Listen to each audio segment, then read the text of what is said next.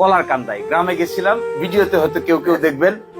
এখানে গেছিলাম তো ওখানে সবারকে নিয়ে আলাপ আলোচনা হচ্ছে, খোঁজ খবর নিচ্ছি। একটা ঘরের সাথে আরেকটা ঘর লাগানো, এই যে মাঝখান থেকে হাইটে যাবে, হাইটে যাওয়ার কোনো কুদরত নাই। হাইটে গেলে আইদার ডাইনের ফোনাটা লাগে আর না হলে এই পাশটা লেগে যায়। এইরকম কোন রকম চিপা চিপি, একটা ঘরের উপর আরেকটা ঘর, আরেকটা ঘরের উপর আরেকটা ঘর।